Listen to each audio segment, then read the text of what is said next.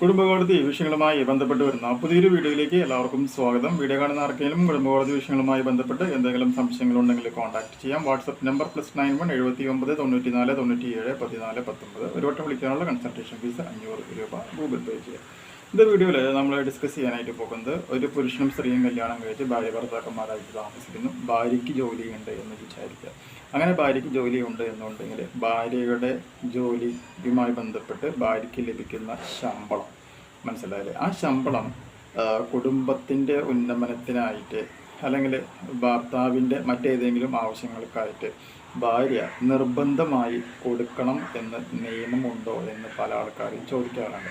അങ്ങനെ ഭാര്യ പൈസ കൊടുക്കുന്നില്ലെങ്കിൽ അതിനെതിരെ നമുക്ക് കേസ് ഫയൽ ചെയ്യുവാനായിട്ട് സാധിക്കുമോ എന്നും ഒരുപാട് ആൾക്കാർ ചോദിക്കാറുണ്ട്. അപ്പോൾ ഈ ചോദ്യത്തിൻ്റെ ഉത്തരം എന്ന് പറയുകയാണെങ്കിൽ നിലവിലുള്ള നമ്മുടെ കോടതി ഉത്തരവുകളും മറ്റും പരിശോധിക്കുകയാണ് എന്നുണ്ടെങ്കിൽ ഭാര്യയ്ക്ക് ലഭിക്കുന്ന വരുമാനം ജോലിയിൽ നിന്നോ അല്ലെങ്കിൽ ബിസിനസ്സിൽ നിന്നോ അല്ലെങ്കിൽ അവരുടെ വീട്ടിൽ നിന്നോ ലഭിക്കുന്ന വരുമാനം ഒരിക്കലും ഭർത്താവിന് കൊടുക്കണം എന്ന് തൽക്കാലം ഇവിടെ ഒറ്റ നിയമത്തിലും പറഞ്ഞു വെച്ചിട്ടില്ല. ക്ലിയർ ആയില്ലേ? പക്ഷേ ഭാര്യയുടെ വരുമാനം കൊടുക്കേണ്ട സാഹചര്യങ്ങൾ എന്തൊക്കെയാണെന്ന് വെച്ചിട്ടുണ്ടെങ്കിൽ ഏതെങ്കിലും ഒരു സിറ്റുവേഷനിൽ ഹിന്ദു മാരേജ് ആക്ട് പ്രകാരം ഭർത്താവിന് ജോലി ചെയ്യാൻ പറ്റാത്ത ഒരു സാഹചര്യം വരികയാണ് എന്നുണ്ടെങ്കിൽ ആ ഒരു സിറ്റുവേഷനിൽ നമുക്ക് എന്ത് ചെയ്യാം? ഭാര്യയുടെ കയ്യിൽ നിന്നും മെയിൻ്റനൻസ് ഭർത്താവിന് മേടിക്കുവാനായിട്ടുള്ള അവകാശമുണ്ട്.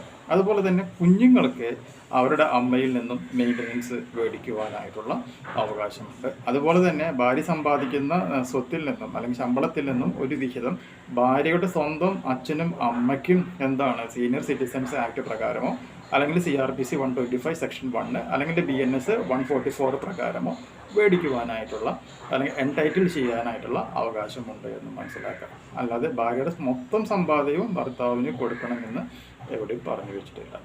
ക്ലിയർ ആയില്ലേ? അപ്പോൾ ഇതൊരു നിയമം അങ്ങനെയാണ് പറഞ്ഞിട്ടുള്ളത്. ഇനി ഇതിലെന്തെങ്കിലും ഒരു പുതിയ ഒരു റൂള് വരികയാണെങ്കിൽ അല്ലെങ്കിൽ ഒരു കേസ് വരികയാണെങ്കിൽ തീർച്ചയായും നമ്മളത് അറിയിക്കുന്നതായിരിക്കും. സോ ഈ ഒരു ഇൻഫോർമേഷൻ നിങ്ങൾക്ക് യൂസ്ഫുൾ ആയിട്ടുണ്ടെങ്കിൽ തീർച്ചയായും നമ്മുടെ ചാനലൊക്കെ ഒന്ന് സബ്സ്ക്രൈബ് ചെയ്യുക. തൊട്ടടുത്ത് കാണുന്ന ആ ബെൽ ബട്ടണും എനേബിൾ ചെയ്യുക. പുതിയൊരു വീഡിയോ ആയിട്ട് കാണാം.